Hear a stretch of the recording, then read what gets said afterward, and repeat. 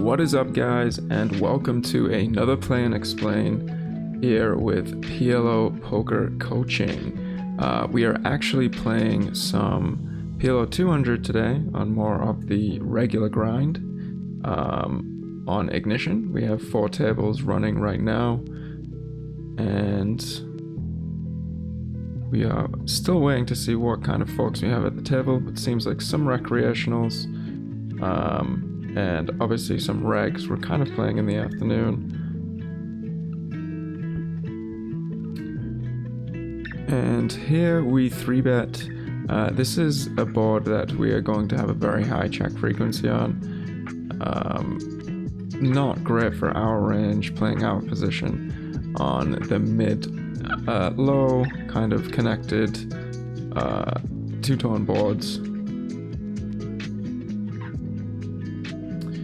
And when we do get a check back though against a player that seems to have been somewhat aggressive, I am actually going to take a stab here on the turn.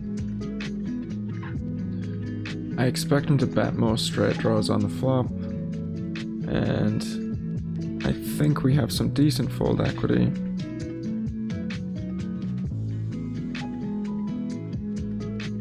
And some good rivers to barrel. That, I mean, is a pretty good river, not one that we're going to barrel. And the question is, I guess we probably just check call here. I doubt that he's going to bet, to be honest. I'm going to call here with King, Jack, Jack.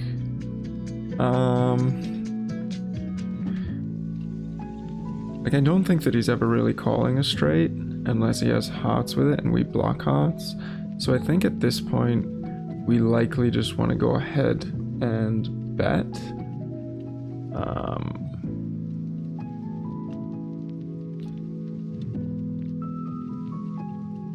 don't think we're going to get too many calls here.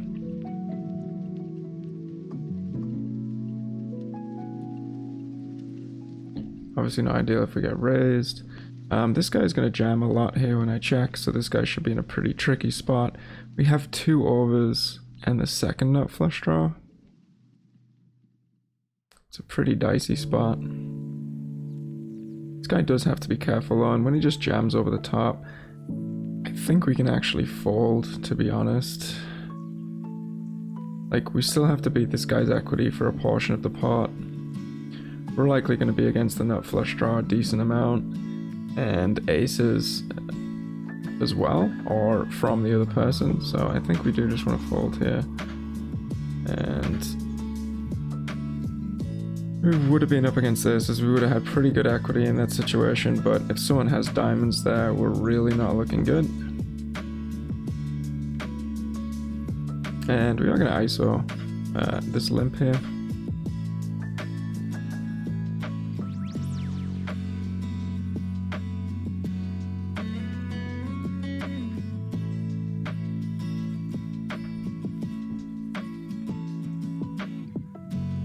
And an open here with the ace 8-8 with the nut suit.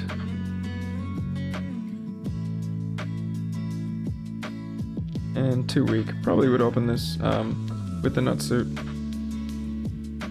We get 3-bet here from a very tight player. And we're not folding here in position, hardly ever.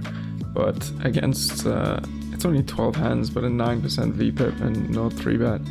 Not really thrilled about this. About as good of a flop as we can hope for, to be honest. He should be checking a decent portion of his range. And I think that, you know, with no current showdown value, we do want to go ahead and bet. And this is a board that we can actually likely pot this board a decent portion. I mean, with the straight already being on board, I think we are just going to go for half pot.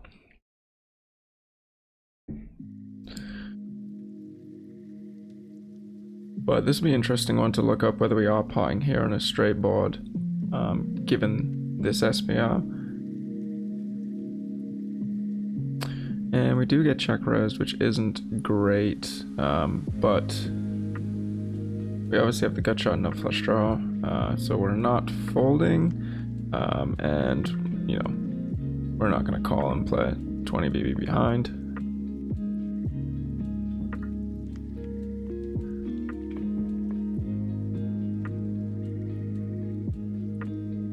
And we get it in. Probably not in great shape, to be honest.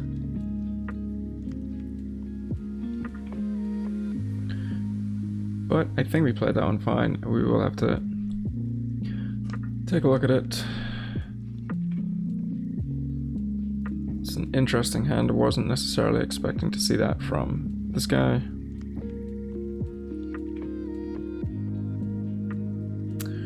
And we get 3-bet and then a cold call with the 25 big blind stack. Obviously we can't fold now. It doesn't really make too much sense to jam. I mean, I guess we could 4-bet bluff this. But again, very tight player. But we did just see in the top left that that does not always mean a dominated hand.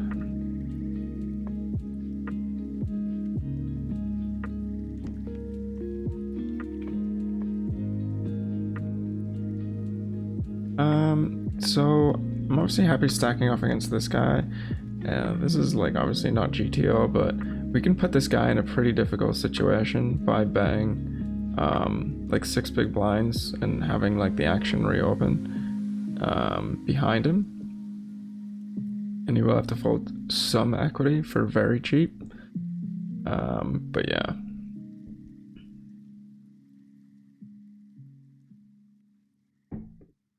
I think now we can just kind of fold, to be honest.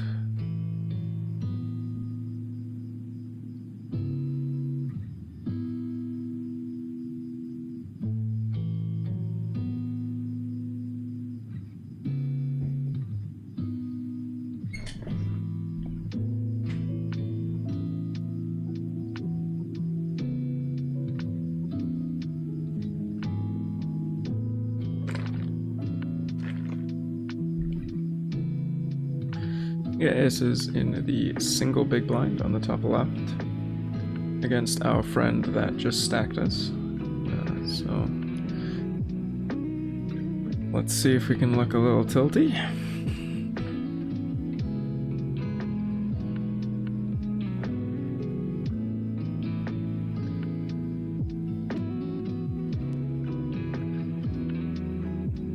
And we do get 4-bet. Our position with ace is, I mean, we're jamming pretty much every time with a 100 big blind stack. And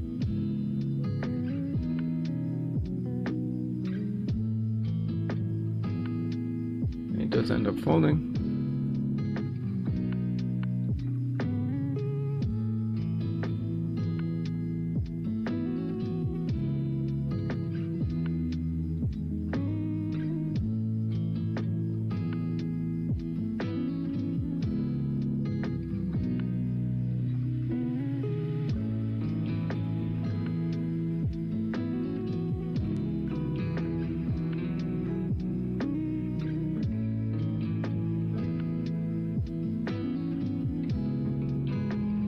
We will open here with the ace blocker and some connectivity. And recalling a 3-bet here with the nut suit. Not the greatest flop.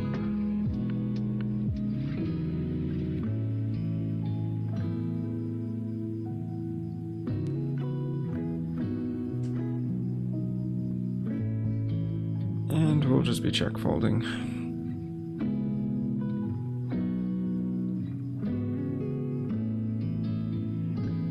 There are other paired boards there that we could mix in a check raise, and I do like to do it, especially against 3-betters. There is basically auto c-betting paired boards regardless of the kind of texture of it and how heavy and connected the board is.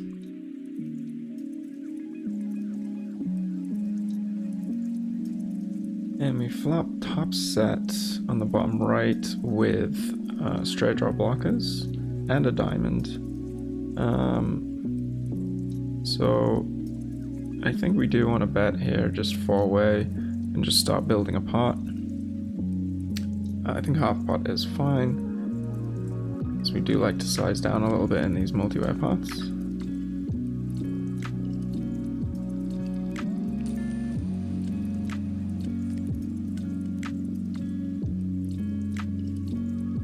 And we turn the boat. So this is quite interesting because we do block like the straight draw and flush draw combos that would be calling the flop, and so it does skew his hand a little bit more towards value. And so I think that we can like go ahead and throw in like a small raise here, even though that this small bet size is usually a lot of weakness, but just a very small raise here.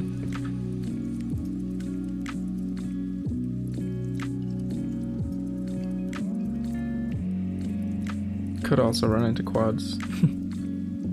Should not be the first time today.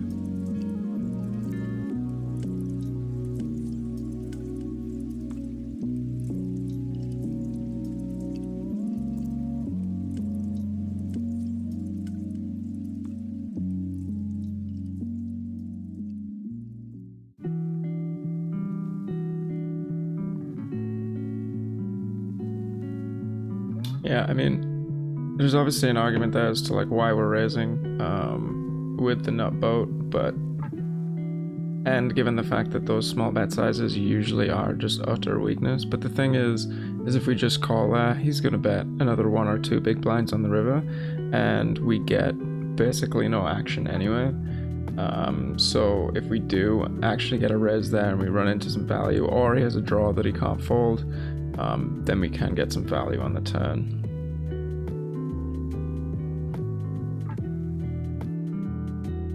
I'm gonna raise this, just given that the button is very tight, but obviously calls this time after I say that.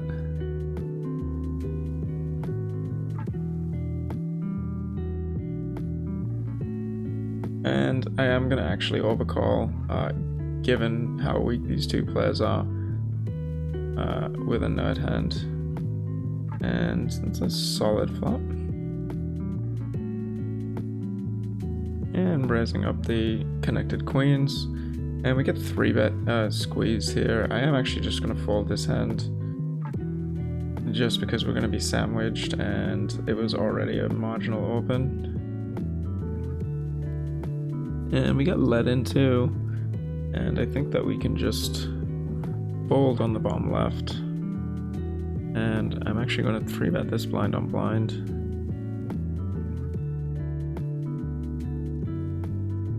Not a great turn on the bottom right.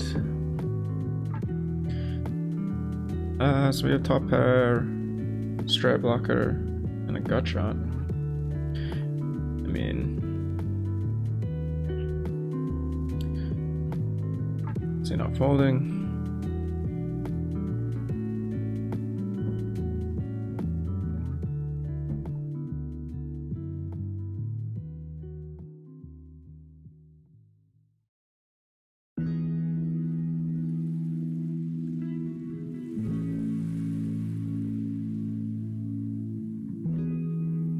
To a 9. I think we're okay to check back there, especially given his kind of strange stabbing size. Let's for a third pot here.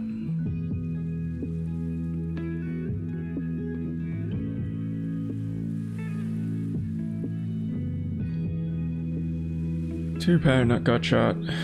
Can't really fold for this sizing. Obviously brick off. And the question is, do we have a good bluff catcher? Probably not without the 6.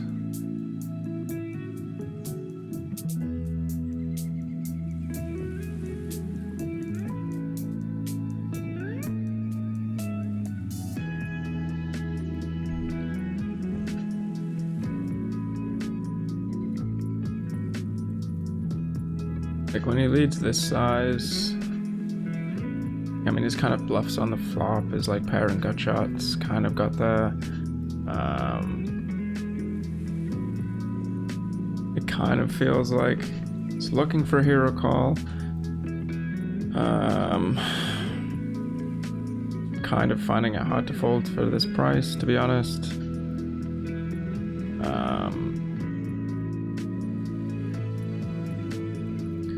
And we do take it down. So we had a random bluff.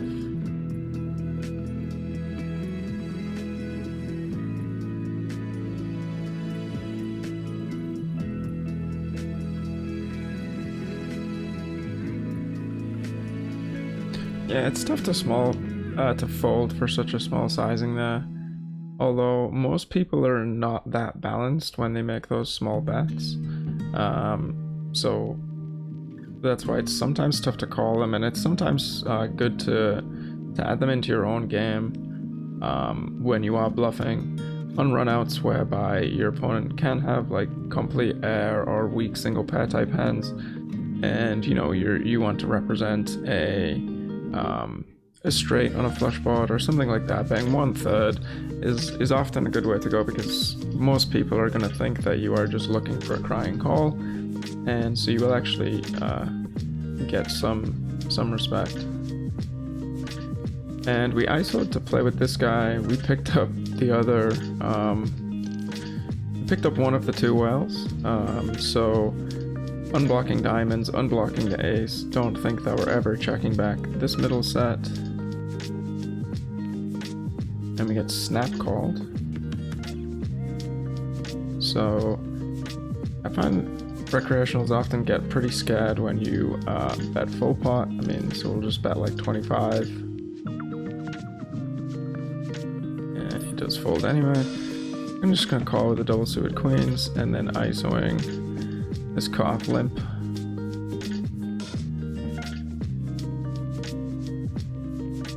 Even though this now went three-way, it's a little questionable to call.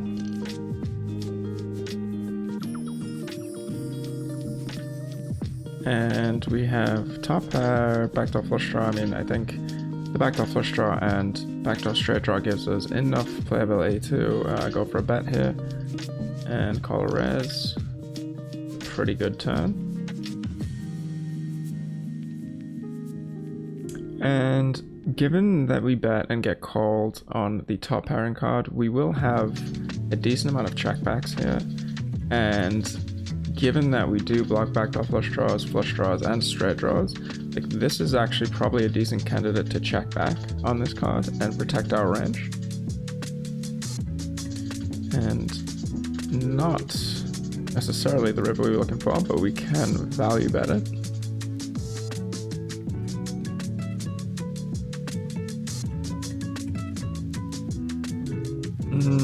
Is it too thin?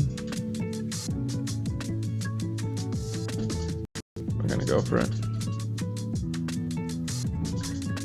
And then the pot size river bet here, I mean, this is nearly always just a flush. Just don't really have a great bluff catcher.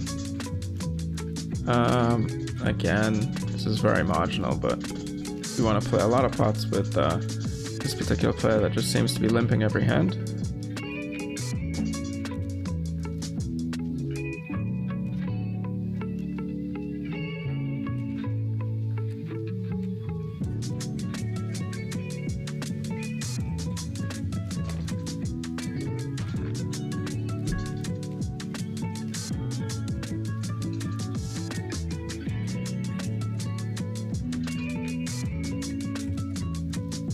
And we're gonna overcall the right marginal hand. And I am actually gonna stop betting here. Just because we don't really have fantastic runouts for our hand. We do block a lot of the continuing range and would rather just take it down right now on the flop.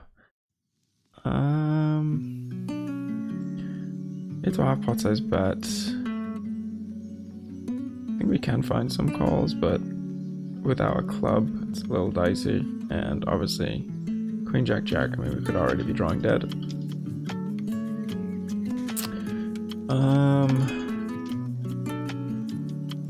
I think now we probably want to check back and take a free card.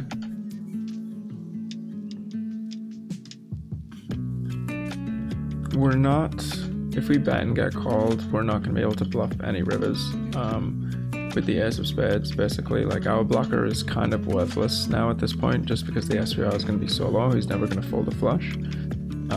So I think we can just kind of play from an equity perspective. I think we have decent equity, checking back here. You know, we're obviously pretty dead to value. It's not a great river for our hand. And when he leads half pot,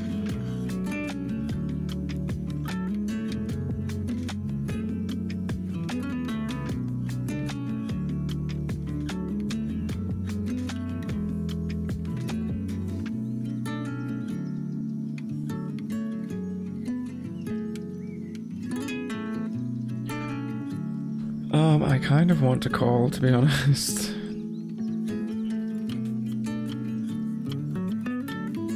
Doesn't make too much sense. And he did turn straight. Yeah, I forgot. And yeah, that's actually a mistake by me. I forgot we didn't bet the turn. I thought he just flagged the turn. And he is kind of short, but I think that we do want to call with this hand in position. He's basically, if we catch a board that we're quite far ahead, he's likely just going to jam into us anyway. Not ideal that we're going to be playing with this guy deep behind us, but we have a relatively connected hand, and I don't think that this guy is going to back raise much. Not the best flop. And when we see like these min raises, this is basically like never aces from the 5 big blind guy. Not sure about this one, but we can effectively 4-bet here. Gotcha on overpair. I mean, we would have stacked off against this guy. Here on the ace high board, two-tone, we're going to have more pots in our range. I mean, we do have some fold equity, we have some straight draw blockers, we don't have a diamond, he's going to stack off with any diamond draws. I mean, I think that our potting range is pretty high, but I don't know if this makes the cut, just because of having the ace king king. When we stack off here, we're not going to be in fantastic shape. So I'm just going to bet half pot and fold to a jam, actually. You also shouldn't jam too many flush draws when we bet half pot, because it makes our life easy when we have aces. I'm just going to... Are we folding here? I think we are just folding.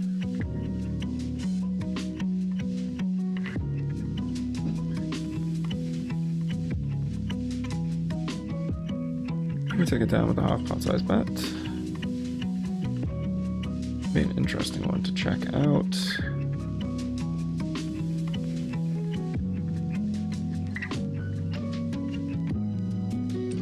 To see whether or not that hand had enough blockers. I think with a diamond, I think with one diamond, I think we probably pot that hand.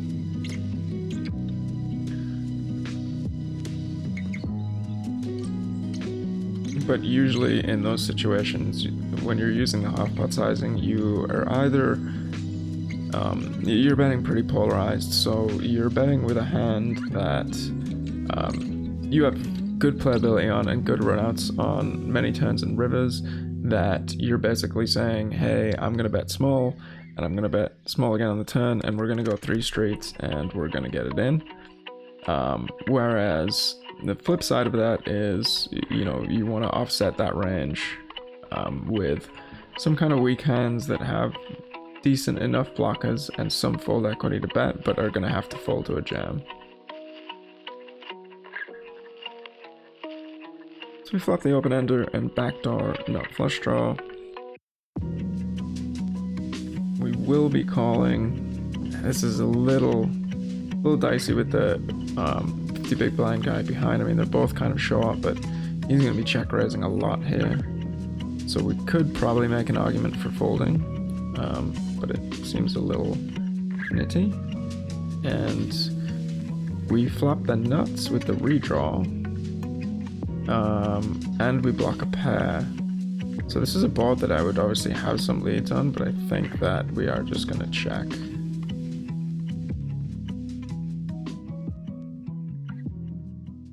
So we turn the nuts with the nut flush redraw. Do we want to slow play this? I think so. This guy's quite aggressive.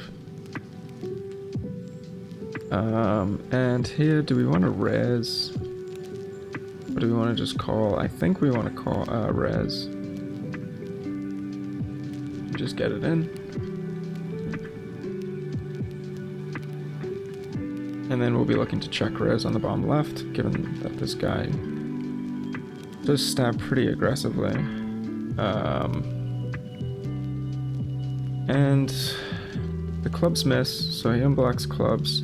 He could have picked up two pair type hands here.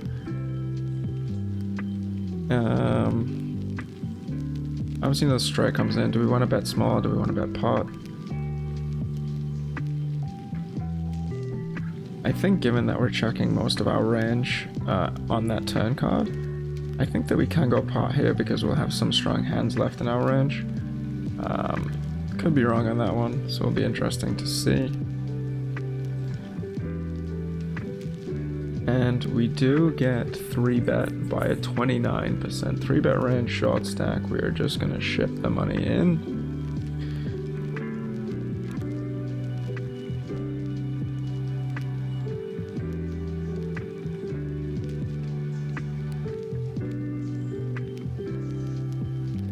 And the good old 6-6-4 deuce.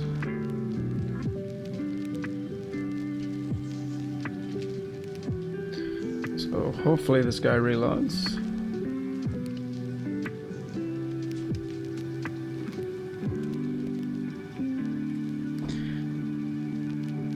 And yeah, I mean, just a pot size into 3 people. Not really much we can do. This guy that's short behind too. And yeah, I mean, it's just basically always this. King 6-8-9. Kind of want to call this hand with these players behind. This guy is 3-betting a little bit. This is probably reasonably speculative. I think in position we're fine. I'm basically not folding to a min raise. And we do flop a flush draw and a gut shot and a pair.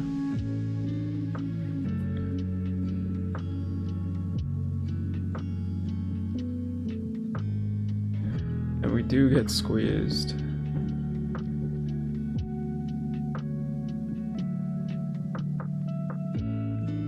So we turn 2-pair again. This guy's somewhat aggressive. I mean, I think we can... No, we don't really have a straight block. We have no hearts. Like, there's going to be a ton of bad rivers. And... okay, we do get to fold now.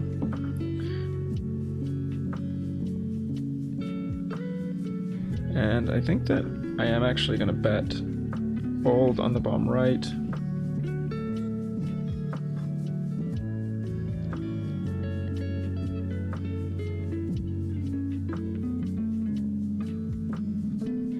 Blocking the backdoor flush draw that came in, blocking the front door flush draw, and pair blocker with pretty minimal showdown value. I think makes a good candidate to bet after calling the flop.